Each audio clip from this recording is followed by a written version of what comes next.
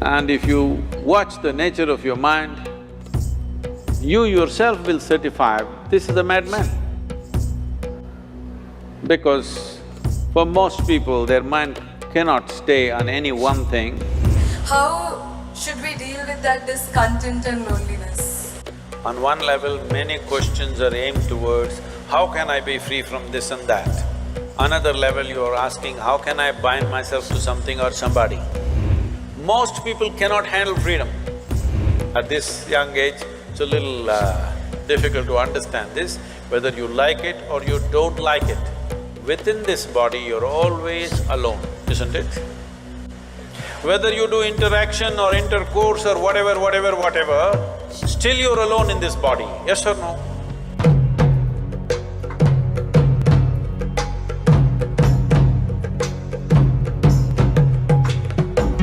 When Gautama, the Buddha, was asked, is it better to walk alone or in company? He said, it's better to walk alone than to walk with a fool. Well, that's him, not me. He was quite sure that only a fool will walk with you. So he said, it's better to walk alone than to walk with a fool. Certain lore in this country says, when you want to do a short and quick journey, walk alone. When you want to do a long journey, walk in company. But the important thing is, who is walking with you? Not always being together is a good thing. Many times, being together can be a nuisance. So, first and foremost, unless you are a twin, even then, we come alone and we go alone. If one does not know how to be by himself or herself, then being together can be a lot of nuisance. We are referred to as human beings. Human beings means every other creature is what it is simply because of what it does. But a human being can simply be, which is a unique quality of the human being, that we can simply be, that we are not compulsive action, that's what it means. Our action is conscious and judicious. But generally, when people get together, people are in compulsive action. It can be an association where there could be a purposeful action, or it can be a gang where there can be more purposeful action, or it can be a crowd which can be a compulsive action. So essentially, to be human means we have reached that point of evolution within ourselves that if we wish, we can simply sit here, just be. We can consider as to what action to take and what not to take. This is definitely individual.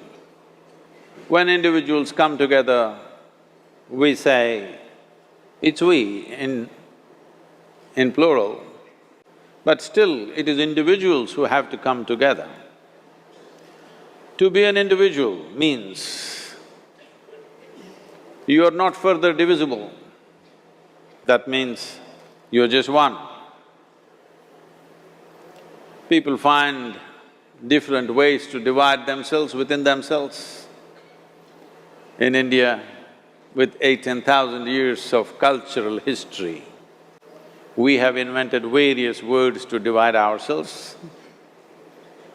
It's very common for people to talk in terms of Atma, Paramatma, ahankara, this one and that one. But every culture has this in their own way. When things are going right, when good things are being done, if you ask people, they say, yes, I did it. When things don't go right, when things go wrong, then they will try to find somebody. If they don't find anybody, he is always there.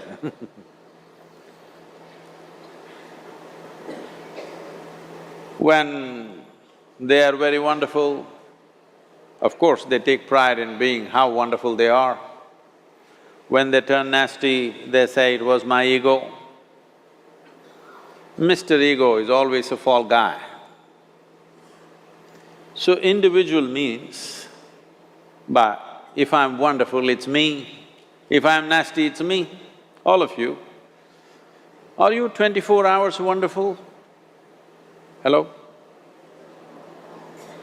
Are you 24 hours wonderful? No, sometimes wonderful, sometimes nasty, sometimes beautiful, sometimes ugly. It's okay. If we understand, it is me who is capable of being absolutely wonderful and it is me who is capable of being absolutely nasty another moment, then gradually the number of moments of nastiness will keep on receding.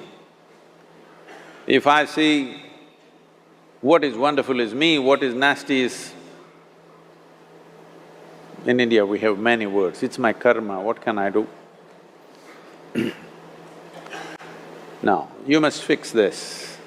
Being an individual is very important, that means you're not further divisible. If I'm wonderful, it's me, if I'm nasty, it's me. If I succeed, it's me, if I fail, it's me. You have to fix this. I'm just asking you a simple question. Within this, how many people? Hello? How many people within you? 1, 2, only one. If you're one, you're normal human being. If you're more than one, you're either schizophrenic or you're possessed. You either need a psychiatrist or an exorcist.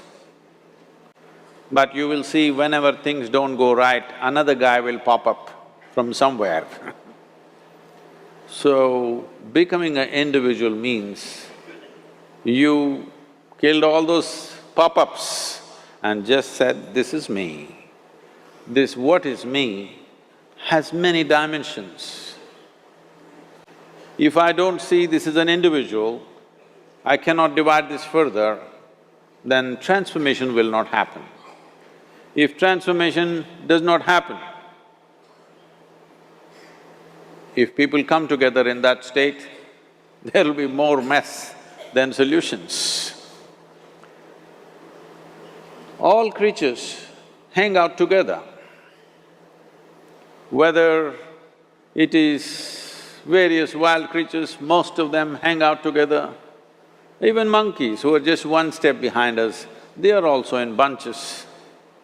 It is only human being who can sit alone and transform himself or herself, because this is the prerogative of being human, that we can simply be. This is why you are called human being, you are capable of being. You are not in a compulsive state of activity. If you want, consciously you can evolve. In this evening you can evolve, if you're willing. It doesn't take 1,000,000 years, because our evolution is not biological anymore, our evolution is conscious. For every other creature, it is fixed. Nature has fixed 2 lines within which every other creature lives and goes. But once you have come as a human being, there is only bottom line, there is no top line. There is no limit as to how a human being can become. So before we associate ourselves with people, it'll be good every day in the morning or a certain period of your life, if one withdraws to spend a little time with oneself and see how, in what ways can this be little better than the way it was yesterday. this life. How it can be a little better life than what it was yesterday? Because most people are coming together for their needs. To fulfill needs, people come together. Some people come together to fulfill a purpose or a cause. Some people come together to eat, drink and be together because they cannot be alone. This is something that every human being must do. A certain period of time, you do one thing, just 24 hours, take a break from everything, not today, right now you're among people. You take a break sometime, just 24 hours. And don't read, don't watch television, don't use a phone. Simply sit in your room, alert, not sleeping. And if you watch the nature of your mind, you yourself will certify, this is a madman. Because for most people, their mind cannot stay on any one thing. Unless they're in activity, simply they cannot be here. In compulsive state of psychological activity is on. When you are like this, you cannot be. That means you cannot be a human being. Being has to happen. Only then togetherness will be very rich. If you know how to be by yourself, then coming together will be hugely rewarding and of tremendous value. That means we came together consciously. Despite being surrounded by so many people, we still lack that feeling of belonging to somebody, being accepted by somebody, being loved by somebody. How should we deal with that discontent and loneliness? On one level, many questions are aimed towards, how can I be free from this and that? Another level, you are asking, how can I bind myself to something or somebody? You must decide. What is the highest value in your life, freedom or bondage? Please, I would like to hear that word, Oh, freedom! But if you are free, you feel lost. If you go into the mountains and you're totally free, that is, nobody around, nothing around, you just in the empty space of the mountains, you don't feel free, you think you're lost. So to handle freedom, it needs a certain clarity and strength. Most people cannot handle freedom. They are always trying to bind themselves, but only talking, mouthing freedom all the time. If you really set them free, they will suffer immensely. So this is a evolutionary issue. In the sense, human beings are right now like this. A caged bird, if you keep a bird caged for a long period of time and then one day you took off the door of the cage, still the bird won't fly. From inside it'll protest that it's not free, but it'll not fly. Human condition is just that. For all other creatures, nature has drawn two lines within which they have to live and die, and that's what they do. But only for human beings, there's only bottom line, there's no top line, and that's what they're suffering. If their life was also fixed like every other creature's life, they wouldn't be stressed, they wouldn't be anxious, they wouldn't be struggling how to handle their own intelligence. And that is what you're seeking unknowingly. You may seek it in the form of relationships, you may seek it in the form of profession, you may seek it in the form of nationality, ethnicity, community, God, heaven, hell. All you're trying to do is draw an artificial line which does not exist. Because freedom needs courage. Freedom needs a certain madness. If you're very sane, you cannot be free because you will go between the two lines of logic. To be free, it takes a lot of strength. That if you… First of all, what needs to happen if you want to be free is… Do you understand? that all human experience has a chemical basis to it? Hello? What you call as joy is one kind of chemistry, misery is another kind of chemistry, stress is one kind of chemistry, anxiety another kind of chemistry, agony one kind of chemistry, ecstasy another kind of chemistry. At least ecstasy, you know it's another kind of chemistry. I hear. So, your experience of life has a chemical basis to it. This is the most superficial way of looking at it. There are other dimensions to it, but for your understanding. Or in other words, what you call as myself right now, you're a chemical soup. The question is only, are you a great soup or a lousy soup? Yes or no? Right now, if you have a chemistry of blissfulness, if you close your eyes, it's fantastic, if you open your eyes, it's fantastic, if somebody is here, it's fantastic, nobody is here, it's very fantastic. Yes or no? But you have a lousy chemistry. If you look at them, if they smile at you, it's nice, not fantastic. If they look at you like this, suddenly it's a problem. If these people are happening just the way you want, your chemistry is reasonably balanced. If they do something that you don't like, boom, it goes somewhere else. So essentially, you have not looked at this mechanism, what is the basis of this, how it functions, how I can make it function at its highest level. Right now, let's say you really blissed out like me. Do you care who is around, who is not around? If they're around, it's fantastic. They're gone, fantastic. Because your experience of life is no more determined by what you have and what you don't have, whether it's people or things or food or this or that. It is not determined by that.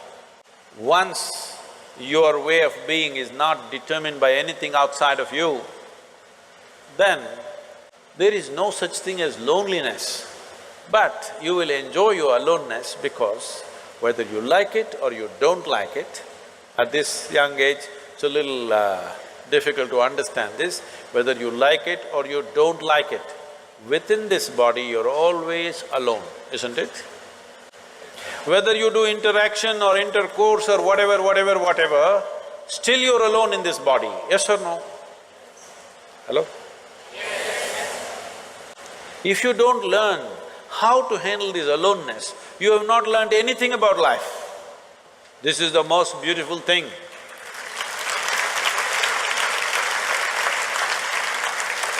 The most beautiful thing about life is, nobody can get here, it's just my space. Yes or no? Isn't this the most beautiful thing? Nobody can invade me. They can capture me, they can torture me, they can do so many things, but they cannot invade me because I have a space which is just my own.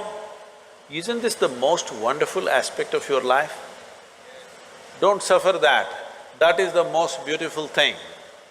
Oh, but you want to pine little romantically and enjoy that, what are those songs, popular songs? Pining for somebody. Without you, I cannot exist. Most of the songs are that way nowadays. Sing one song, no? Older ones, older I'm ones. horrible at singing. Huh? I'm horrible at singing. Just tell me the words, I will sing. I think… Say it on the microphone. हम तेरे बिना रह नहीं सकते, तेरे बिना क्या वजूद मेरा। You saying it to me? Okay, I got it. Sri Ram is a singer. Sri Ram, that song, what is he saying? हम तेरे बिन अब रह नहीं सकते, तेरे बिना क्या वजूद मेरा। See, all the boys must learn songs like this, otherwise you can't floor the girls.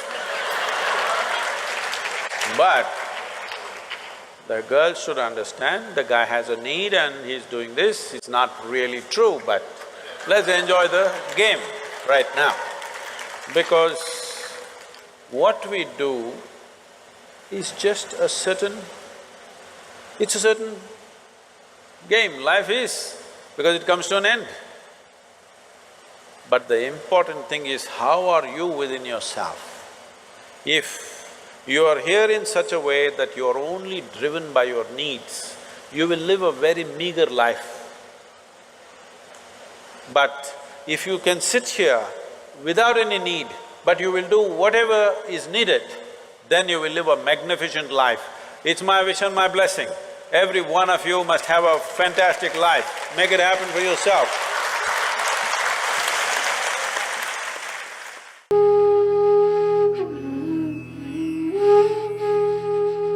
As soldiers, you know, your ability to dominate the border does not depend on just your physical strength, but what kind of weaponry, what kind of tools you have, accordingly that much dominance.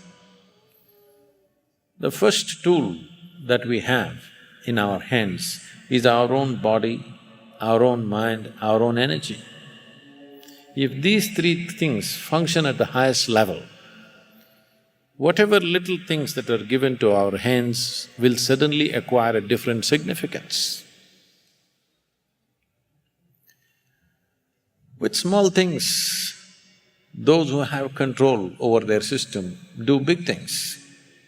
Simply because this is the first tool that we have, this body, this mind, this energy. Bringing some mastery over that will make a world of difference, particularly for a soldier, because it's a demanding life, it's a lonely life. If one is not substantially organized within himself, then being alone is very difficult. A yogi is always alone by choice. Not because he doesn't get along with people, simply because he's so well organized, usually he doesn't find any company which is that well organized. So you choose to be alone because, you know, when one of the disciples asked Gautama the Buddha, is it good to walk in company or to walk alone? Gautama said, it's better to walk alone than to walk with a fool. It is so for a soldier also. It's better to be alone than to have a fool next to you, isn't it? If the fool is on the other side of the border, it's a good thing. If he's next to you, it's not a good thing. So, like a yogi, a soldier also has to learn how to integrate one's body, mind, energy in such a way that being alone is not a struggle. Because in that there is enormous strength, enormous. A human being becomes phenomenal simply because his ability to organize himself in such a way that being alone is not an issue. Those who seek company all the time, compulsively, nothing wrong meeting and mingling and being in company with people, but if it's a compulsive need, you have to be with somebody or something, in that state, one becomes unnecessarily vulnerable, especially in the business that you are. Vulnerability could mean life or death.